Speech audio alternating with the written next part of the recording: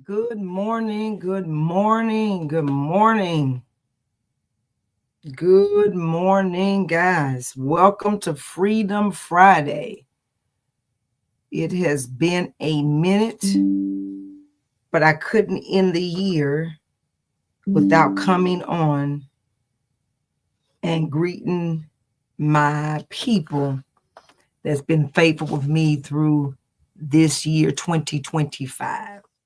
I want you to come on in, greet me, let me know where you are. Let me know who you are. Come on in. Come on in. Come on in. Let me know who. Come on in. Come on in. We're ending the year. We're ending the year. Come on in. A lot of you know me. I'm going to jump right into it and we're going to go and keep moving. And some of y'all are catching on a replay, and that's fine too as well. But I wanted to end this year with a thought. I wanted to end it with a intentional statement that many of you can maybe attest to. I'm dressed in my Santa Claus sweatshirt. We have our Christmas party at work today. So I had to put on something festive. And those of you that know me, I can't put on a whole bunch of sweaters and stuff. But I said, let me come on in and get people to draw in. So come on in and join me. Let me know where you're coming from in so that you can be a part of this experience. But one of the things I want to do, I wanted to end the year with this thought. The end of the year, now is the end. Now what? What do we do? What do we do now that we have come to the end of the year? And I must say, this has been a whirlwind of a year. The last quarter of the year has been very interesting. And for many of us, we're just trying to end the year. We're just trying to come to the end and wrap up. I feel like the year has just accelerated, and I'm trying to come to the end. I'm just trying to make it y'all to 5 o'clock today, not 5 o'clock, 3 o'clock today. And for me, my year ends, and I'll see the people back on January 2nd. So my year ends today. And so I wanted to come on and end this year with this statement, this thought. That I've been really just been brewing over. Good morning, Miss Tate. I've been brewing over. Good morning, Miss Tompkins here on Instagram. I've been really brewing over for the last couple of months. The year is ended, and now that we want to revisit some things, I know many people are really in this mindset of preparing themselves for vision writing. And I want you to hear me clear with intentionality. I am not telling you not to write a vision. What I am telling you is don't write a new vision. I need for you to go back and revisit all the vision you have written since 2020. Over the last 4 years, I want you to reflect upon the visions that you've written. And then I want you now to begin to gather the things that you wrote, that you said that you were going to do. Not what God said he was going to do. Not the things that you had planned to do and you didn't make. What did you say you were going to do that you did not accomplish? Or life happened and you didn't get a chance to get to. But I need you to have a clear plan on where you're going. And finishing is a big part of starting something new. You can't start something new if you don't finish some things. Having unfinished business, for me, it gives me anxiety. I'm sitting here thinking about some things I have got to finish before December 31st. I'm thinking about the anxiety and stress I already have because I need to finish some things. I cannot let the year go into and I'm not finished. So finishing is a big part of starting something new. You can't start anything new if you have not made a resolve about the things that are unfinished. I believe 2025 is going to be a very pivotal year. I need for you to revisit. I need for you to reflect. I need for you to cast. I need for you to begin to make some intentional changes in your life. Or where do you see yourself going? And what do I need to do to make those changes? Many of us thought we were very clear on this administration. We thought that we were going to elect the first Black female president of these United States of America. And what has happened, now that the smoke is settled, we are now seeing misogynistic, predatory people put it into administration that represent the character of President Trump. We're asking ourselves, where is the world going? But I want you all to do something for me. Don't you focus too much on the administration. But I need for you to think about where your life is going. But I don't want you to say that I'm not going to do anything, but I need for you to be clear. Be clear on who he's putting in office. Be clear on who's going to be running the Department of Education. Be clear on who's going to be over the Health and Human Services. But I don't want you to focus so much that you get so caught up in that you lose focus on what you need to do for your life. But I need for you to stay plugged in to where this administration is going. But I need for you to also stay plugged in to where you see yourself going. I need for you to put in perspective where you're going. The Bible says, write the vision and make it plain. It also says that whenever you write it, it should run. Who takes it, it should run with it. The problem that many of you can't move forward with the vision is because the vision is not running. In other words, it has no execution behind it. It has no strategy behind it. There's been no systematic plan put in place on how to execute what I wrote on paper. So now I need for you to begin to revisit. Lord, ask the God to give you a strategic plan. Give me strategy on how to execute what God has given me. I told someone this the other day, and I was very clear, and I said it kind of grieved me because this final year, the final stretch of the year, I have seen the church, the institution called the church. We have become so dogmatic, judgmental. We have become like we are Jesus reincarnated. But can I be clear? I made a post the other day, and Leandria Johnson, it's all over the news that she was arrested for public intoxication. But let me be clear in this. It's by the grace of God that you didn't get caught in your sin. Unfortunately, Leandra is living out the trauma of her life in a public space. But I read some comments the other day that disturbed me, and they said that, where's her pastor?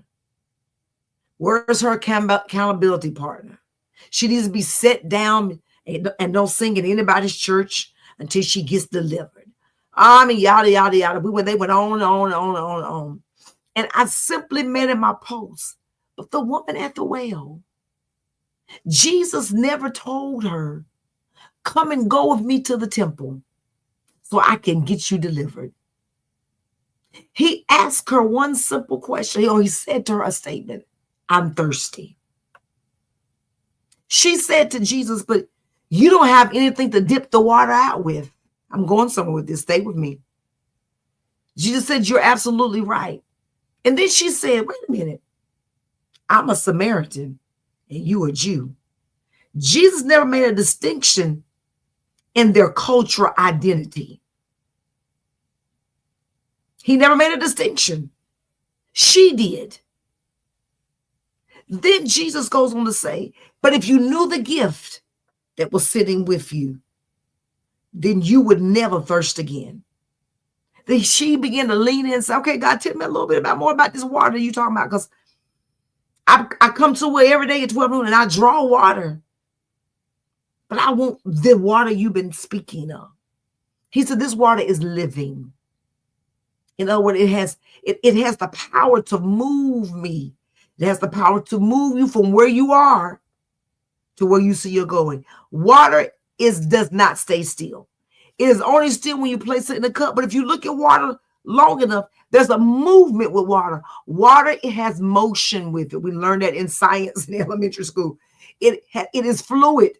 It is ever flowing. So Jesus said to her, come listen to me. And I made a statement the other day on Facebook. I said, could it be that Leandra needs an ear that would listen to her, not an ear that would judge her? Jesus told the woman, go get your husband and come back.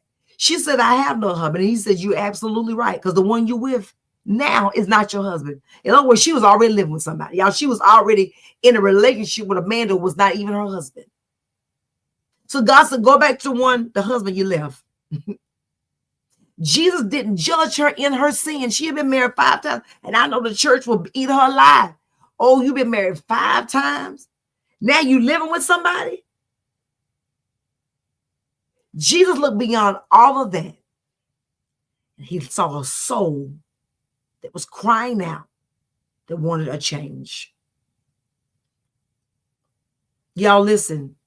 Your vision shouldn't stop at your mistake. Your vision shouldn't stop at an area where you say, God, I have sinned so much that I can't move past where I am. Your vision shouldn't stop because, figuratively speaking, I've had 5 husbands. I have 5 sins. I've had 5 mistakes. I had 5 issues. I've had 5 encounters. Whatever your situation is, Jesus didn't judge her. So who are we to judge you over your issue?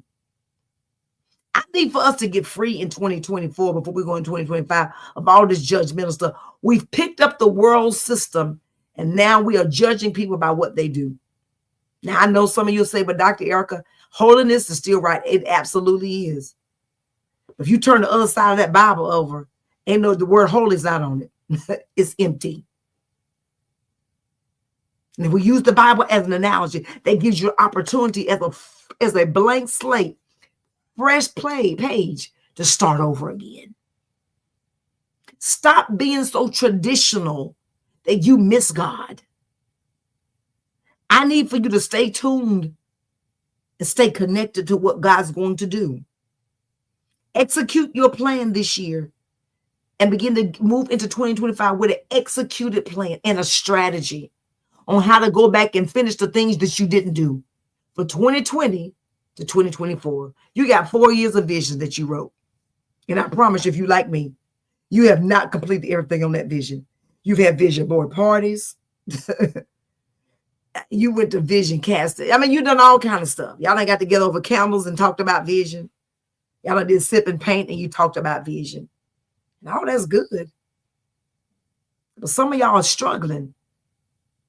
Because you're trying to write a vision for 2025. And I'm telling you, God said, go back and revisit what you've done the last 4 years. And what did you not finish?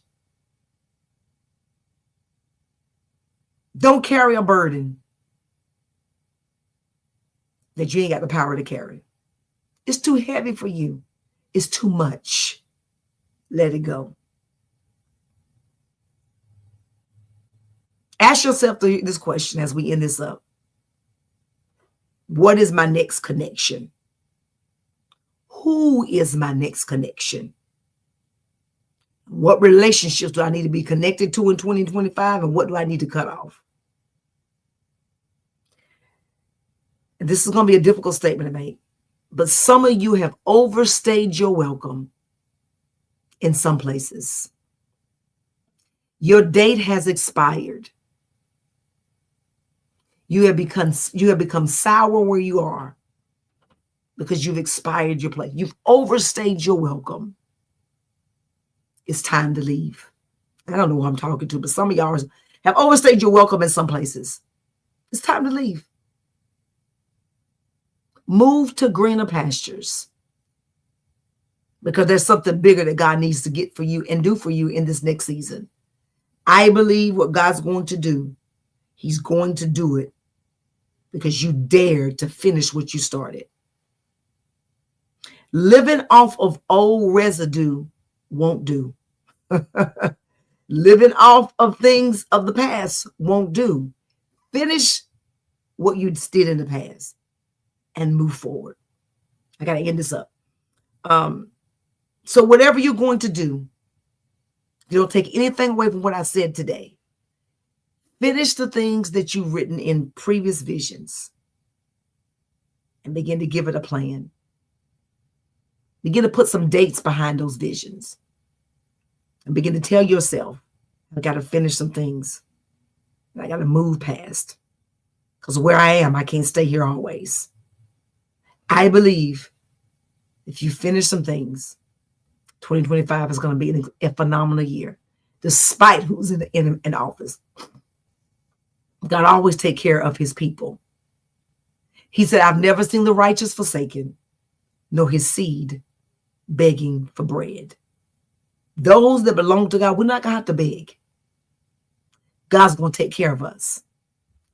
He's going to meet every need for us, and he's going to do it right on time.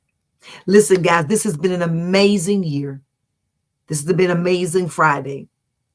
But I promise you, God has greater in store for you.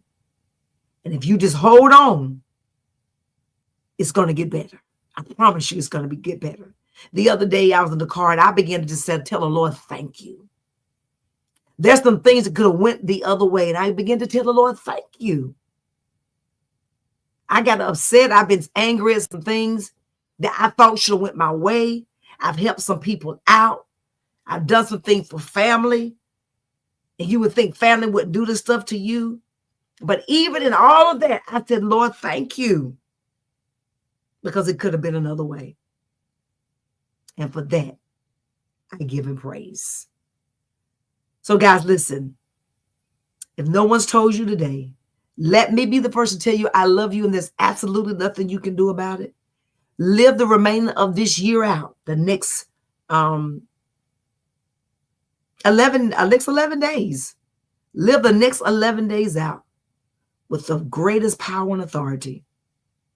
And let God work the things out in your life he has continued to do. You all have an amazing Christmas. And I wish you a happy new year. And I'll see you in 2025. Have an amazing Friday. I'll see you next year.